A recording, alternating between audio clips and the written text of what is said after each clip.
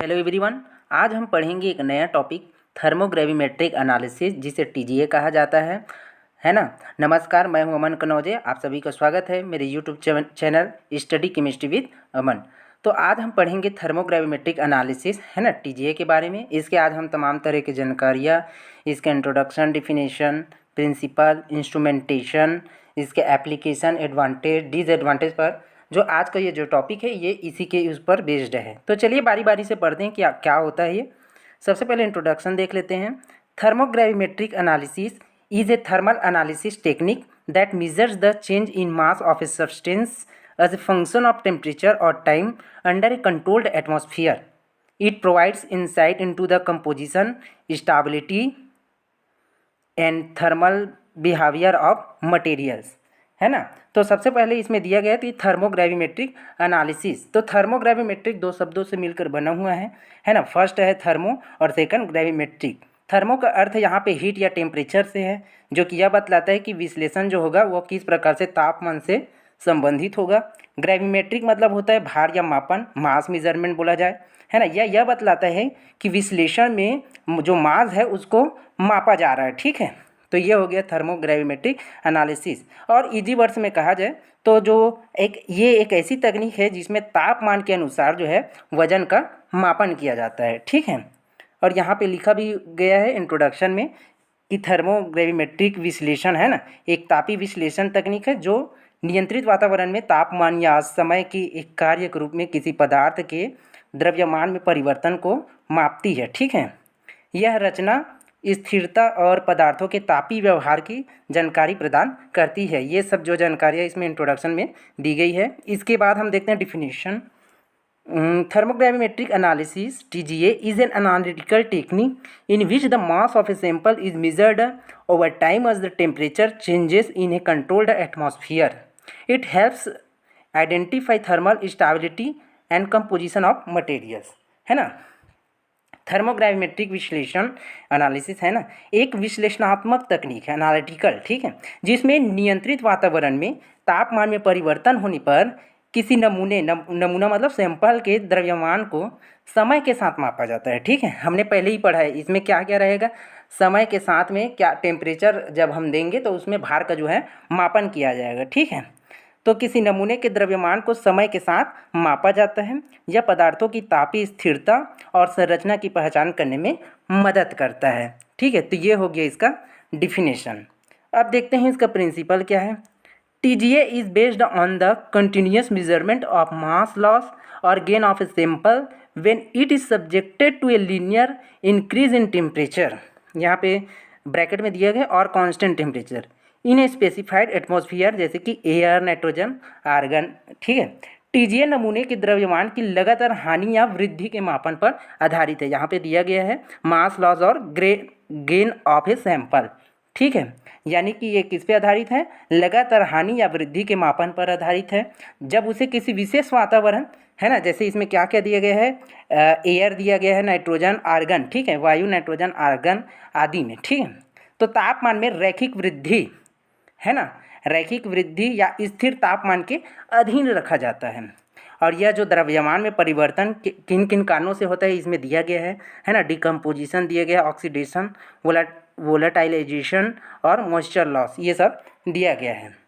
और तापमान बनाम भार का जो ग्राफ बनेगा उसको थर्मोग्राम कहा जाता है ना। जब भी हम इसका जो है ग्राफ प्लॉटेड करेंगे तो किसके किसके बीच में होगा, तापमान और भार के बीच में इसका जो है बनेगा, ठीक है। तो अब इसके बाद हम देखते हैं इसका इंस्ट्रूमेंटेशन। इंस्ट्रूमेंटेशन में क्या क्या दिया गया है, the main components of A TGA instrument include, ठीक है। पहला दिया गया है बैलेंस, माइक्रो बैलेंस, ठीक है। इसका इंस्ट्रूमेंटेशन देख लेते हैं ना। ये रहा इसका इंस्ट्रूमेंटेशन, सिंपल इंस्ट्रूमेंटेशन है, बहुत ही अच्छा लग रहा है देखने में, ठीक है। सबसे पहला दिया गया है माइक्रो बैलेंस दिया गया है ना। भट्टी भी है यहाँ पे, है ना। फर्नेस, यहाँ पे जो डॉट डॉट शो हो रहा है ये वाला लाइनिंग ये दिख रहा है फर्नेस। उसके बाद इसमें सैंपल धारक है ना, सैंपल और क्रूसिबल, जिसको क्रूसिबल कहा जाता है, ठीक है, सैंपल होल्डर या क्रूसिबल है। उसके अलावा इसमें तापमान प्रोग्रामर यानी कि कंट्रोलर भी है ना। आप देख सकते हैं स्ट्रक्चर में गैस फ्लो सिस्टम भी है इसमें। और डाटा रिकॉर्डिंग भी सिस्टम इसमें जो है इंस्ट्रूमेंटेशन में दिया गया है। तो बारी बारी से इसके इंस्ट्रूमेंटेशन में जो कंपोनेंट्स दिया है इसके बेसिक जानकारी को समझते हैं, इसके कार्य क्या क्या होंगे। सबसे पहले इसमें दिया गया है बैलेंस। ये क्या करता है, measures wait change with high precision, यानी कि क्या करता है, उच्च सटीकता के साथ द्रव्यमान परिवर्तन मापता है। ठीक है, यह सबसे महत्वपूर्ण हिस्सा है कहा जाए। ठीक है, इसका काम है नमूने का वजन को मापना। जैसे जैसे हमने टेम्परेचर पढ़ा है, तो जैसे जैसे टेम्परेचर बढ़ता है तो सैंपल का जो वजन कम या ज़्यादा हो सकता है, हमने पहले ही पढ़ा है। यह तुलना बहुत ही सटीक वजन बताता है ताकि हमें छोटे से छोटे जो बदलाव होगा उसका भी हम इसमें जो है पता लगा सकते हैं। ठीक है, तो ये हो गया बैलेंस। सेकंड है furnace, hits the sample at A controlled rate, easy दिया गया 10 डिग्री सेल्सियस पर मिनट, है ना। ये क्या है, फर्नेस है, यानी कि फर्नेस इसमें नमूने के नियंत्रित दर, है ना, जैसे कि 10 डिग्री सेल्सियस प्रति मिनट से भी ये गर्म करती है। और इसमें नमूना को क्या किया जाता है, रखा जाता है, और भट्ठी धीरे धीरे जब गर्म होती है, गर्मी बढ़ती है, जैसे कि 10 डिग्री सेल्सियस प्रति मिनट, इससे क्या हो गया, तापमान बढ़ता है और द्रव्यमान परिवर्तन होता है, जैसे कि इसमें दिया गया है नमी उड़ना या विघटन होना। ठीक है। थर्ड है sample holder, holds the sample usually made of platinum, alumina और सेरामिक। ठीक है, ये क्या है आपका सैंपल होल्डर में, यानी कि नमूना इसमें रखते हैं। ठीक है, नमूने को रखा जाता है, आमतौर पर प्लेटिनम, एल्यूमिना या सिरेमिक से बना होता है। ठीक है, ये थर्ड। और यह वह छोटा कप या प्लेट होता है जिसमें नमूना रखा जाता है। ठीक है, यह प्लेटिनम, एल्यूमिना या सिरेमिक से बनती है, जिससे जैसे कि इसमें दिया गया है, ताकि गर्मी का असर इस पर ना पड़े। ठीक है, हमने एक इंस्ट्रूमेंट में पढ़ा है एज ट्रेस टेस्टर्स बोला जाता है, जिसमें गर्मी का असर नहीं होता है। ठीक है, इसके अलावा इसमें टेम्परेचर प्रोग्रामर दिया गया है, कंट्रोलर बोला जाए, कंट्रोल हीटिंग रेट, है ना। ये क्या करता है, यह तय करते हैं कि भट्ठी कितनी तेज़ी से या कितने समय तक तापमान बढ़ाएं, इससे तापमान धीरे धीरे क्या होता है, कंट्रोल होकर बढ़ता है। ठीक है, इसके अलावा इसमें गैस फ्लो सिस्टम दिया गया है, सप्लाइज इनर्ट और रिएक्टिव गैस EgN2O2। ठीक है, गैस आपूर्ति तंत्र ये इसमें जो है पाया जाता है ना।